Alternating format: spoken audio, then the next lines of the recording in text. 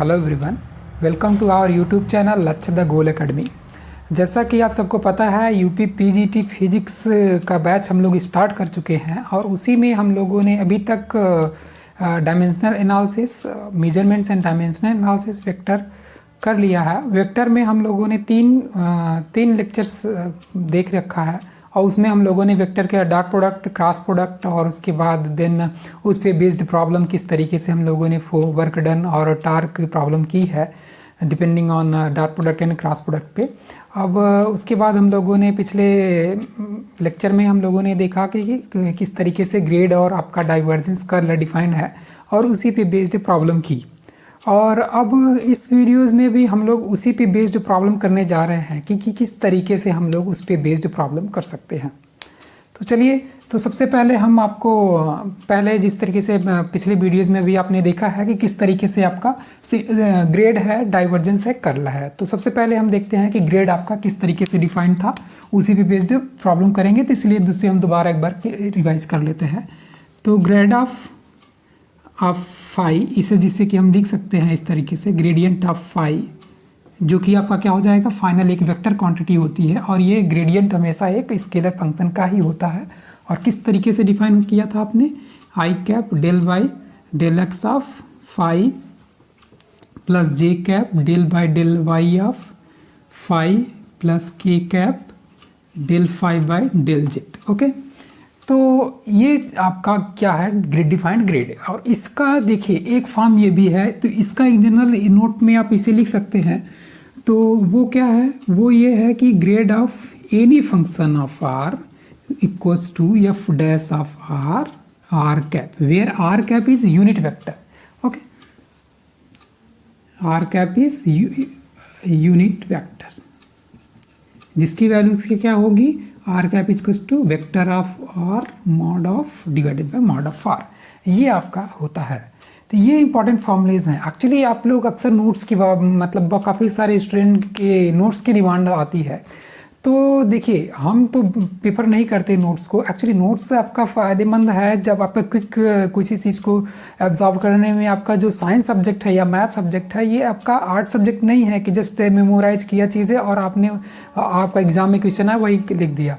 यहाँ पे साइंस में चीज़ें आपको जो भी पढ़ाई जाएंगी, इस पे बेस्ड क्वेश्चन कुछ भी आ सकता है। तो आपको रिजल्ट में भी नो डाउट वो यूज़ होगा, बट बेस्ट वे ये है कि आप कहीं पे भी ज्वाइन कर लीजिए जल्दी से जल्दी और आप उसको पढ़िए, वहाँ से पढ़िए, कुछ यहाँ से मिलेगा। क्योंकि जो भी आपका क्वेश्चन पेपर सेट होने वाला है वो भी कोई एक टीचर नहीं बनाने वाला है, वहाँ पे भी ढेर सारे टीचर्स के व्यू आएंगे और आपको कैसे क्वेश्चन एक टॉपिक में फ्रेम किया जा सकता है वो आपको तभी पता चलेगा जब आप डिफरेंट बुक और आप मतलब डिफरेंट या अपने फ्रेंड सर्कल में ही डिस्कस करेंगे प्रॉब्लम्स को, तब आप उसको चीज़ों को कर पाएंगे। अब यहाँ पे हम आपको पढ़ाएंगे, साथ ही साथ पॉसिबिलिटीज़ बताएंगे कि इस टॉपिक पे इस तरीके से क्वेश्चन आपका आ सकता है। अदरवाइज अब ये पॉसिबल नहीं कि हम जस्ट ये क्वेश्चन जो बता दिया यहाँ पे वही आपका एग्जाम में आने वाला है, ऐसा बिल्कुल नहीं है।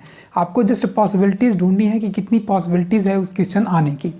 तो जब हम बात कर रहे थे कि किस तरीके से आपका ग्रेड 5, तो आपको एक फॉर्मूला याद रखना है, ये आपका नोटेड पॉइंट रहेगा। तो ये अगर आप नोट्स बनाते, अब वीडियो बनाते समय, वीडियो देखते समय आप लोग जस्ट कि कोई भी आप वीडियोस देख रहे हैं, पढ़ रहे हैं, तो वहाँ से आपको अपनी नोट्स खुद की बनानी है। खुद की जो नोट्स होती है वो सबसे बेस्ट है, ठीक है। तो आपने जैसे हम यहाँ पे जो भी चीज़ें बोलेंगे मे भी यहाँ पे हम लिखेंगे नहीं, क्योंकि जो भी बहुत सारी रिस्ट्रिक्शन है, हम लोग ज़्यादा वीडियोस बड़ा भी नहीं बना सकते। इस वजह से यहाँ पे जो भी मैं बोलूँगा, जो भी इम्पोर्टेंट आपको लगे, क्योंकि आप बच्चे नहीं है, MSc करने के बाद आप लोग एग्ज़ाम देने जा रहे हैं, तो आप जस्ट नोट्स आप खुद से बना सकते हैं अपनी, जो भी यहाँ पे आपको लगेगा इंपॉर्टेंट। अब मैं खुद बता दिया करूँगा कि यहाँ पे आपको ये चीज़ नोटेड पॉइंट है, तो आपको वो नोट करके रखना है। अब जैसे कि आगे हम बताएंगे कि किस तरीके से आपका पॉइंट ये नोटेड है। तो अब ये आपने बताया आपको grad of F of r equals to F dash r cap. अब इसी का देख लेते हैं। अगर आपके पास suppose F of r equals to दिया हुआ है आर की पावर n, तब हम इसका ग्रेड देखें तो इसका ग्रेड क्या हो जाता है, ग्रेड ऑफ आर की power n equals to n r की पावर n-1 और आर कैप। और समटाइम्स एग्जाम में मान लीजिए आपका यहाँ पे n-2 दिया हुआ है, तो आपको लगेगा कि नहीं ये हमारा आंसर रॉन्ग है, बट ऐसा नहीं है। आपको आर कैप पता है क्या है, vector r divided by mod of r, जो कि आपका सिंपल हम वेक्टर नहीं रहता तो इसको आर एज लिख देते हैं। तो यहाँ पे आप देखेंगे कि आपका ये क्या हो गया, ये चीज़ हो गया n r n minus one vector r upon r, तो ये आपका क्या हो गया n r n minus two और ये वेक्टर आर। तो इस तरीके से आपके ये इम्पॉर्टेंट पॉइंट में ये आपका ये नोट होता है ग्रेड ऑफ फाई आर। और हम एग्जांपल के तौर पे अगर देखें किसी फंक्शन का कि किस तरीके से हम निकाल सकते हैं इसका ग्रेड ऑफ फाई।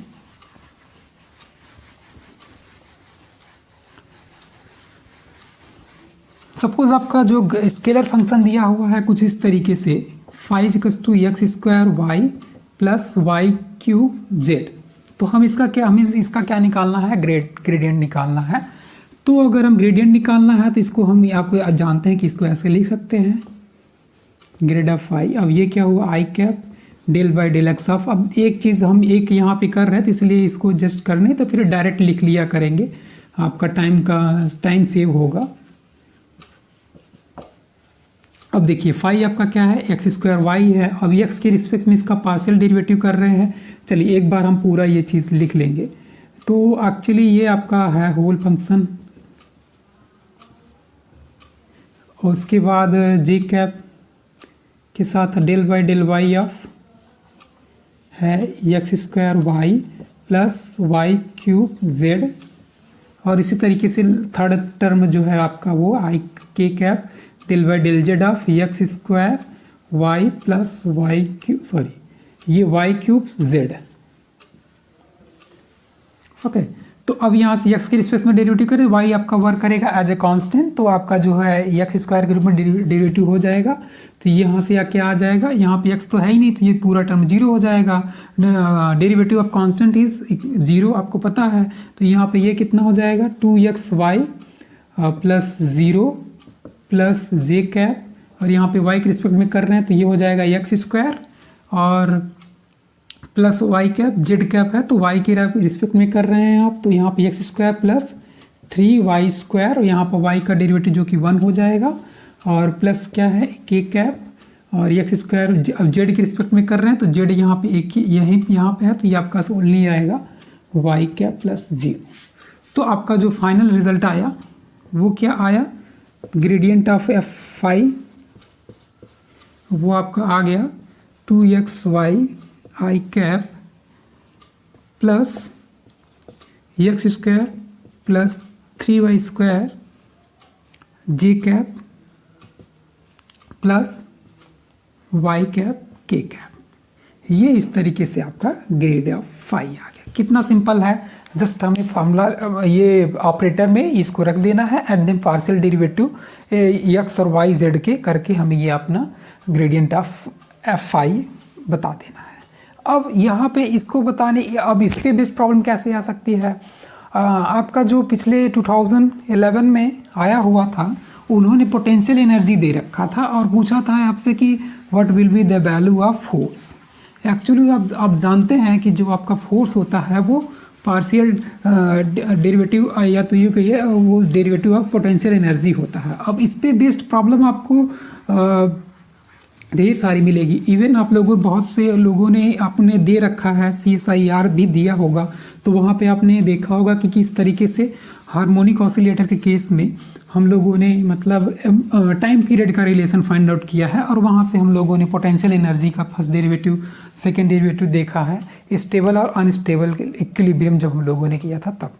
और इसी तरीके से आपका एक क्वेश्चन आया हुआ, तो हम इस पे बेस्ड प्रॉब्लम की बात कर रहे थे कि किस तरीके से इस पे बेस्ड प्रॉब्लम आपकी आई हुई है एग्जाम्स में। तो हम ये देखते हैं एक क्वेश्चन जो कि आपका PGT 2011 में आया हुआ है और वो ये है कि if the potential energy of a particle is given by u equals to this half k x square plus y square then the force acting on the particle is। अब आपको पता है कि अब फोर्स जो होता है आपका वो negative gradient of potential energy होता है और यही चीज़ आपका किस केस में होता है, इलेक्ट्रिक इंटेंसिटी की होती है जो कि आपका negative gradient of electric potential के केस में होता है। तो अभी हमने आपको किस तरीके से बताया कि ग्रेडियंट ऑफ कैलकुलेट करते हैं। तो इस केस में मान लीजिए आपका जो है जो फोर्स डिफाइंड है आपको पता है, force is defined by negative gradient of potential energy. अब जो है पोटेंशियल एनर्जी के निगेटिव ग्रेडियंट के इक्वल होता है। अब आपको यहाँ से सबसे पहले क्या लिख लेना है, del of u. Del of u क्या हो जाना है, del by del x of u plus J cap del by ये डेल वाई और प्लस के cap del by del z of u. अब ये आपका फॉर्मूला है। अब आपको पता है पोटेंशियल एनर्जी ये है, सिर्फ यहाँ पे एक्स और वाई का जेड का कोई डेरिवेटिव है नहीं, जेड का कोई फंक्शन है नहीं, तो आपका जो जेड का डेरिवेटिव होगा वो हो जाएगा इक्वल्स टू 0। और आपका यहाँ पे देखिए del u by del x, चाहे आप निकाल लीजिए इसका, तो जो del u by del x आएगा वो कितना आ जाएगा, के एक्स आ जाएगा। और del u by del y आएगा वो कितना आ जाएगा, के वाई आ जाएगा। चूँकि 2 और ये टू कैंसिल आउट हो जाएगा, तो यहाँ पे आप रख दीजिए, तो आपको मिल जाएगा minus times of i cap के एक्स प्लस जे कैप और ये है के वाई। और इसी तरीके से माइनस टाइम्स बाहर ले लेंगे तो आपको आंसर आ जाएगा, माइनस के बाहर ले लीजिए तो ये हो जाएगा एक्स आई cap plus Y J cap. तो इस तरीके से ये आपका ऑप्शन है, ऑप्शन डी। क्या करना था, सिंपल सा, आपको पता है फोर्स जो होता है वो negative gradient of potential energy है, और इस तरीके से ये ग्रेडियंट ऑफ यू का फॉर्मूला लिख दिया, I cap d U by d x plus J cap d U by d y K cap d U by d z. अब आपका जो गिवन पोटेंशियल है, पोटेंशियल एनर्जी है, उसमें जेड का टर्म है नहीं, तो आपका ये टर्म क्या हो जाएगा, 0। तो D U by d x जो हो जाए वो आपको निकाल लिया, आप अलग से निकाल लीजिए, चाहे तो वहीं पे आपकी स्पीड तेज़ हो जाएगी और ज़्यादा अच्छी हो जाएगी तो आप जस्ट डायरेक्ट कर सकते हैं। तो यहाँ पे कितना, के एक्स प्लस के जे कैप के वाई, तो यहाँ पे माइनस टाइम्स के आप के बाहर ले लिया, तो इस तरीके से आपका ये आंसर जो कि आपका डी है। तो ये कितनी सिंपल सी प्रॉब्लम आई हुई है। तो इस तरीके से आपका प्रॉब्लम ग्रेडियंट पे आता है। तो आपको ये पॉसिबिलिटीज़ देखनी है कि किस तरीके से क्वेश्चन आता है। तो ये तो बात थी पोटेंशियल एनर्जी पे आपका फोर्स पूछा था। तो अब आपको क्वेश्चन ऐसा भी बन सकता है कि आपको इलेक्ट्रिक पोटेंशियल दे दे और आपको वहाँ पे इलेक्ट्रिक इंटेंसिटी बतानी हो, तो आपको कहाँ से फाइंड आउट करेंगे। तो सपोज आपका जो इलेक्ट्रिक पोटेंशियल का एक्सप्रेशन है,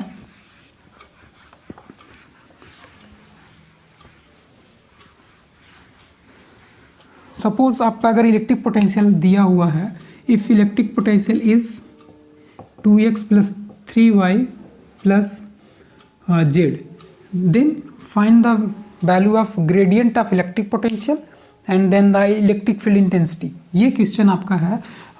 जैसे उपाध्याय से हमने एग्जाम्पल लिया हुआ है आपको समझाने के लिए कि किस तरीके से हम इलेक्ट्रिक फील्ड इंटेंसिटी की भी प्रॉब्लम कर सकते हैं। तो आपको पूछा है ग्रेडियंट ऑफ v,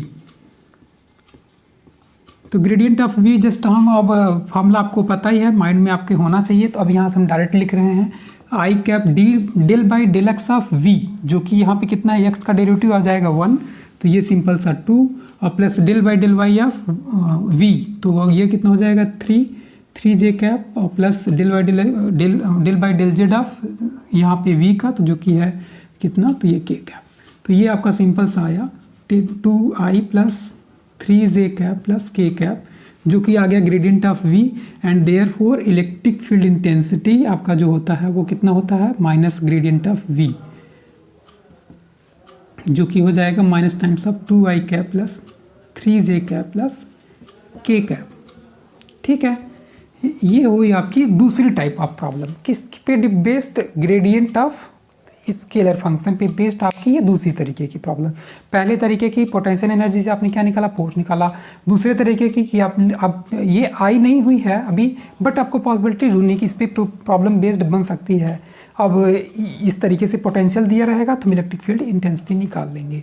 अब हम चलते हैं नेक्स्ट, इस पे क्वेश्चन किस तरीके से आपका बन सकता है, और वो क्वेश्चन है जो कि आपका गेट और CSIR में आ भी चुका हुआ है, बट अभी PGT में इस तरीके का क्वेश्चन आया नहीं है, बट प्रोबेबिलिटी है कि आपकी बन सकते हैं इस पे क्वेश्चन, क्योंकि ऐसी कोई बड़ी बात नहीं है कि वो बहुत ज़्यादा टफ क्वेश्चन नहीं है, और वो जस्ट सिंपल सी बात है आपको यूनिट नॉर्मल निकालने का। आपको पता है कि आपका कोई सरफेस मान लीजिए ये है, और जिसका की अगर हम फंक्शन अगर f कहें, f आपका कोई फंक्शन है f of x y z, तो जो यूनिट नॉर्मल होता है इस प्लेन पे, इस जो सरफेस पे, उसको कैसे आप दे पाएंगे किसी एट अ पार्टिकुलर पॉइंट पे, सपोज ABC पे।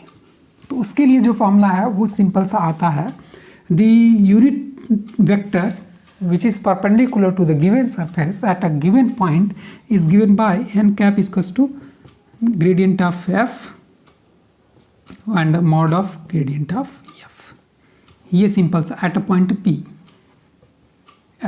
P अगर आपको किसी पॉइंट पर्टिकुलर पॉइंट पे चाहिए तो आपको ये फॉर्मूला हो जाएगा, अगर नहीं है दिया हुआ है तो पॉइंट सिंपल सा इस तरीके का। तो ये जो प्रॉब्लम है अक्सर देखी गई है कि आपका गेट में, CSIR में, इवन टीफल में भी आया हुआ है, बट उनका कहने का तरीका अलग रहेगा। अब वो उन्होंने पूछा था कि ये यूनिट नॉर्मल के बजाय उन्होंने पूछा था कि आपका 4 प्लेन दिया हुआ था, उस पर पूछा था कि कौन सा प्लेन जो है इसके पैरेलल होगा। तो अब पैरेलल की बात है, वही उसका dr इसके परपेंडिकुलर हो जाएगा, तो वो फिर डॉट प्रोडक्ट उसका 0 हो जाएगा। तो वो अलग वे है क्वेश्चन को पूछने का, बट निकालना वहाँ पे यही था। ठीक है, तो ये एन कैप जो यूनिट वेक्टर है वो किसी भी सरफेस पे किस तरीके से, ये आपको पता है कि इसका DF जो है वो ग्रेडियंट टेंजेंट देता है, और इस पे जो परपेंडिकुलर है एन कैप कैसे देगा, by the formula gradient of F divided by the gradient mod of gradient of F at a point ABC। अब इसी तरीके से चलिए हम एक एग्जांपल लेते हैं यूनिट वेक्टर नॉर्मल निकालने का किसी भी प्लेन सरफेस पे, तो जो कि आपका कॉम्पिटिटिव एग्ज़ाम में आया हुआ है, और वो है इस तरीके से।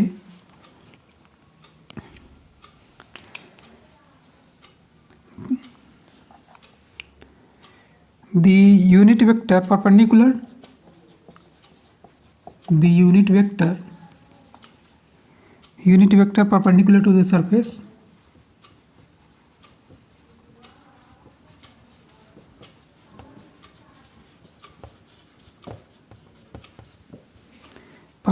the surface x square plus y square plus z square 3 at the point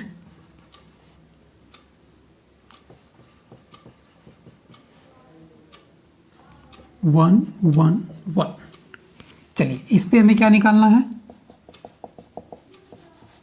unit normal निकालना है, जो कि उस पे किस सरफेस पे है ये है, और ऑप्शन आपका दिया हुआ था x cap plus y cap minus z cap divided by √3 and B is x cap minus y cap minus z cap divided by √3, और option C s cap minus y cap plus z cap divided by √3, and option D x cap plus y cap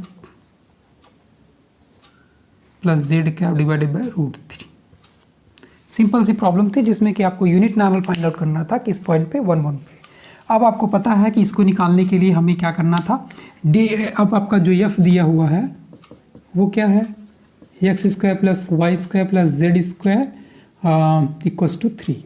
चलिए तो इसका जो D F होगा वो कितना हो जाएगा, अब आपको पता है I cap d by d x of F plus J cap d F by d y plus के cap d F by d z.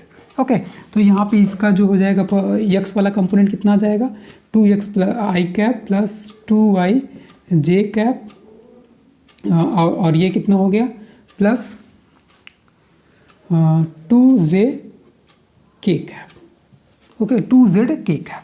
तो ये आपका जो है डीएफ हो गया। और मॉड ऑफ डीएफ की बात करें हम तो क्या होता है mod of DF, mod of DF आपको पता है कि the square root of component of i cap plus J cap plus के कैप। तो आपका यहाँ पे क्या हो जाएगा, आपको शायद वहाँ पे नहीं दिख रहा होगा, इसको इसका मॉड हम देख लें। चलिए तो आपको ये कितना मिल गया, यहाँ से हम इसका मॉड देख ले तो मॉड ऑफ डीएफ कितना आ जाएगा, square root of 2x square plus 2y square plus 2z square. ये कितना हो जाएगा, 4 बाहर ले ले हम, x square plus y square plus z square. तो 4 बाहर ले लेंगे तो ये आ जाएगा आपका अंडर रूट में x square plus y square plus z square. तो जो आपका एन कैप आया वो क्या आया,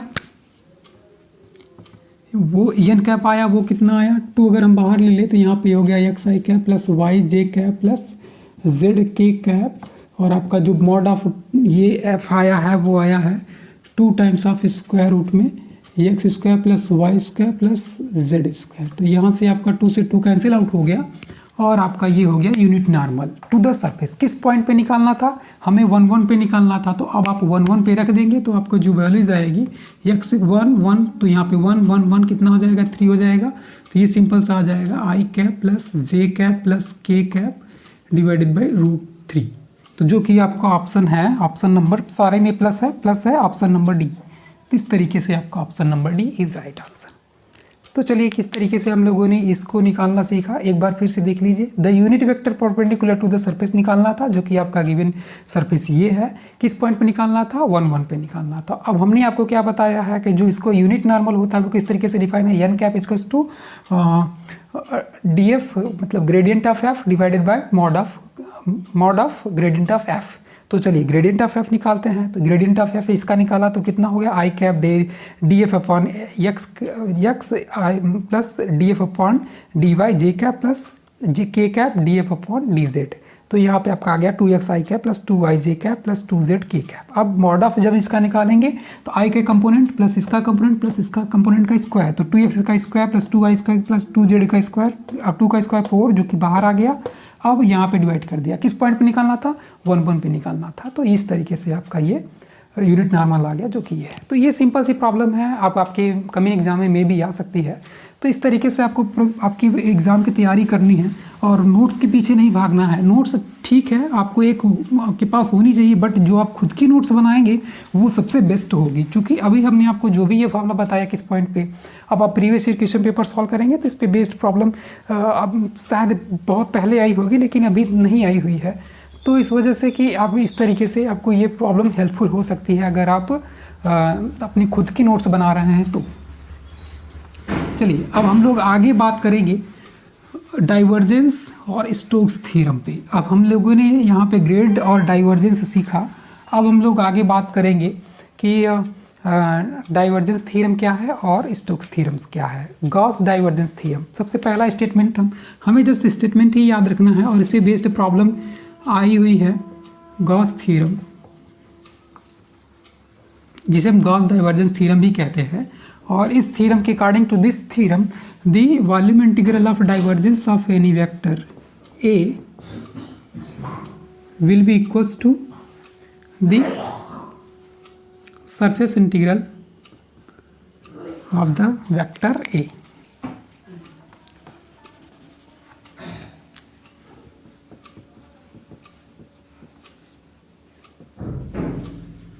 ठीक है, तो ये आपका होता है Gauss divergence theorem. The volume integral of any vector, the volume integral of divergence of any vector is equals to the surface integral of the vector ए।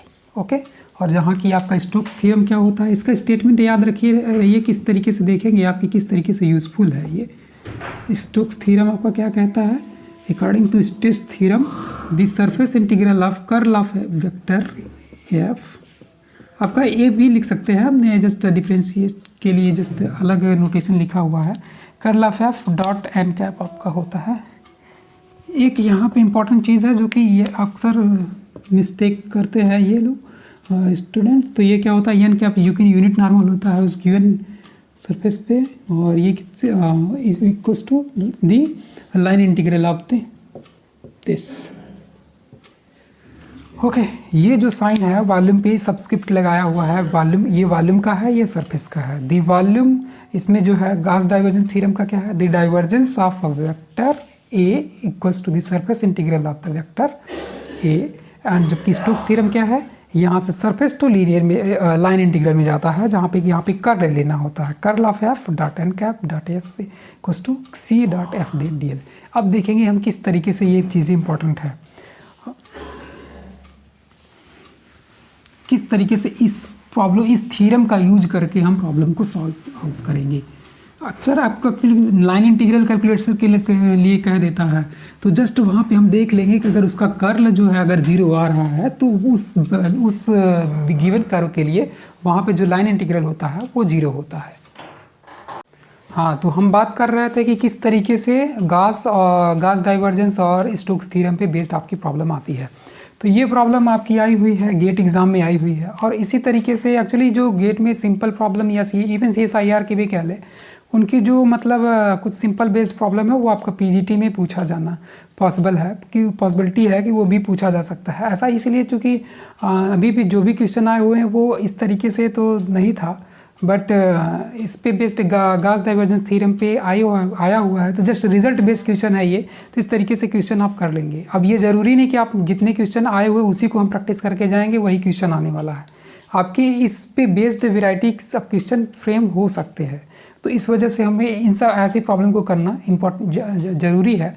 और देखते हैं इस पे ये प्रॉब्लम क्या है। If S is the closed surface enclosing volume V and n cap is the unit normal vector to the surface and R is the position vector, then the value of the integral this।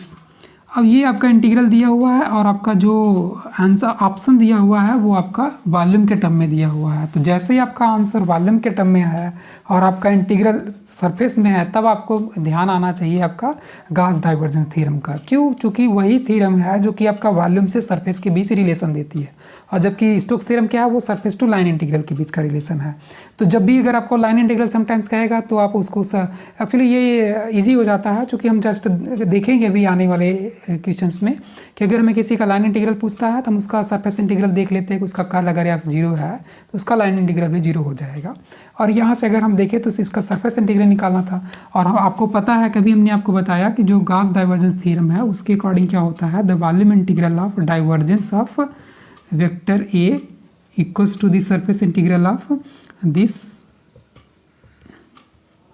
Vector.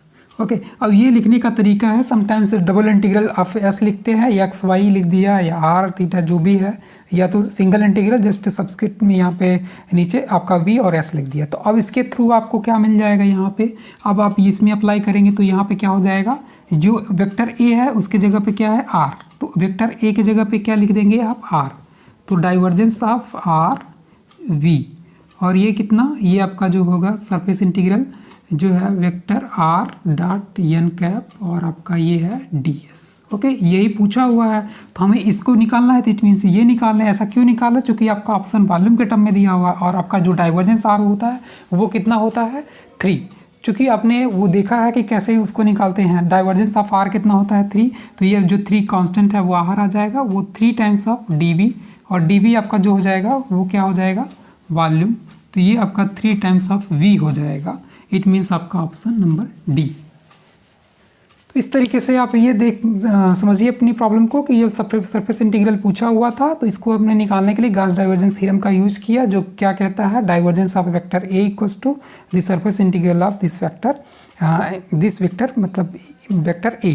तो यहाँ पे vector A की जगह पे अब vector are दिया हुआ था, तो और डाइवर्जेंस ऑफ आर निकाला, जो कि आपको पता है पोजीशन वेक्टर का डाइवर्जेंस कितना आता है, तो 3 बाहर आ गया, और ये दो वॉल्यूम इंटीग्रल है जो कि कांस्टेंट है, इसकी वैल्यू हो जाएगी वी, वो उस सरफेस का वॉल्यूम हो जाएगा जिसको इंक्लोजिंग सरफेस आपका एस है। तो इस तरीके से हम इस प्रॉब्लम को कर सकते हैं, और बाकी इस पे बेस्ड और प्रॉब्लम हम करेंगे नेक्स्ट वीडियो में। Okay, thank you.